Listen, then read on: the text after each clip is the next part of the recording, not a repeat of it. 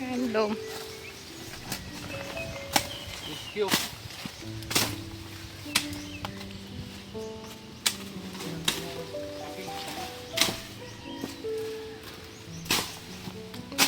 Tira ni ano, Juan.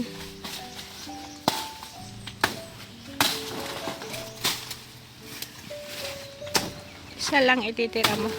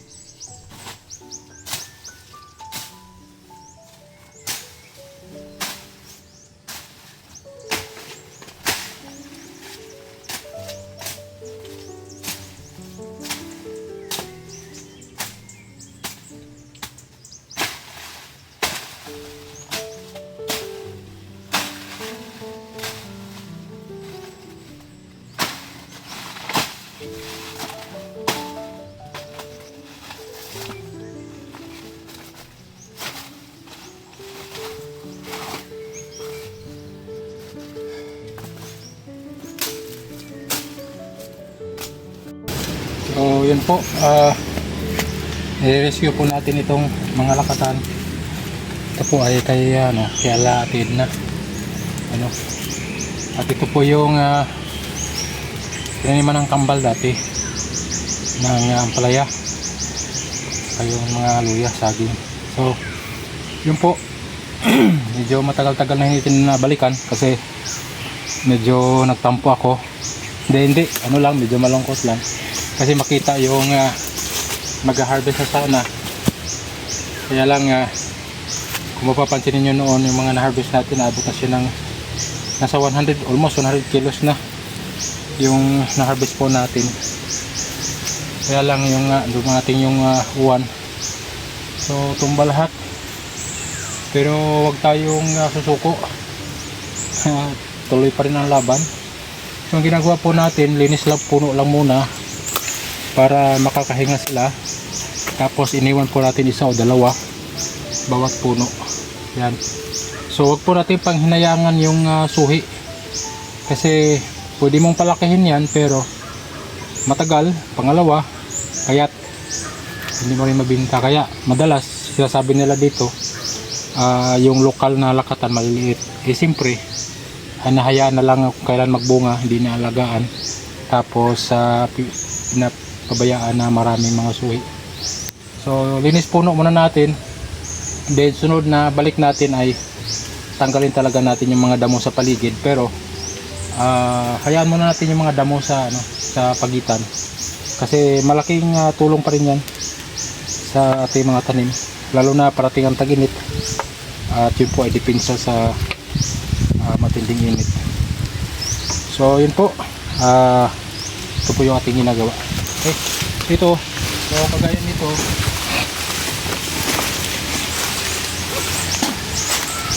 Dami ano.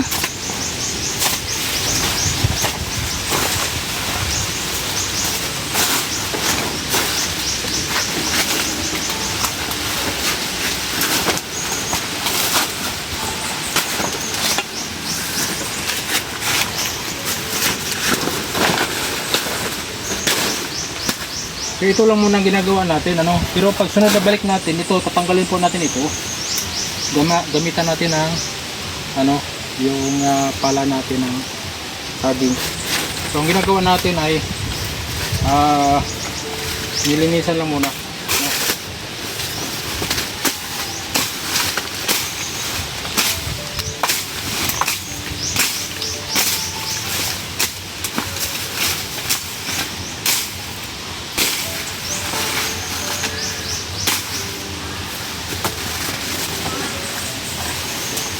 So hinahanap natin yung ano, yung pinakamalaki. So yun po yung ating iwan.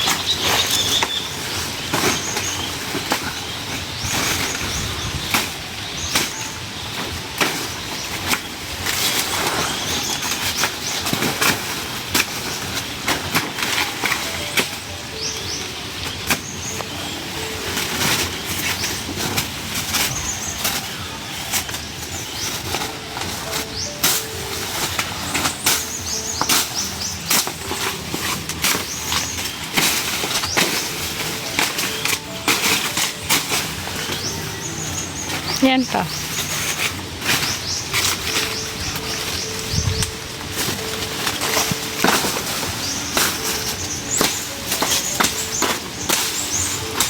Mulang na.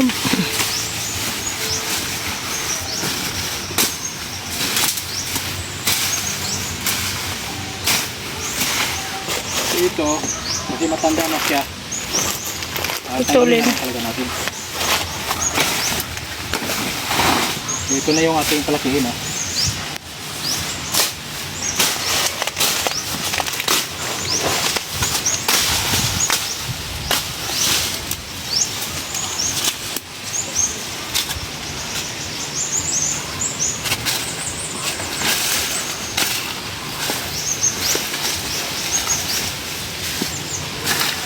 Baka may gabi pa pala dyan pa, oh. Yung nailaman.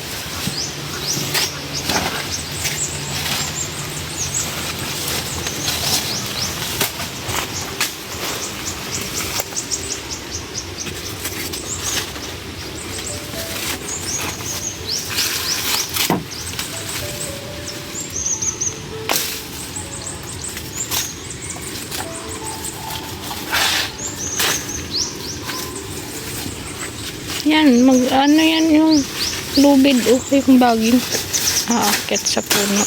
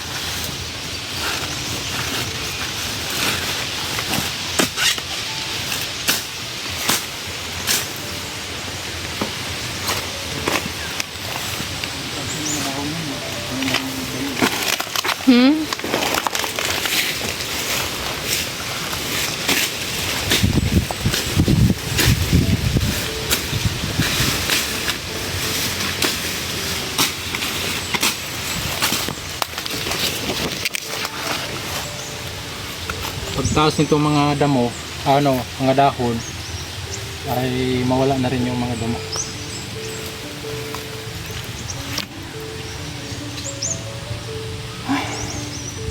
Kaya pa? Pa, Ha? ano pa? Kaya pa? Gusto ko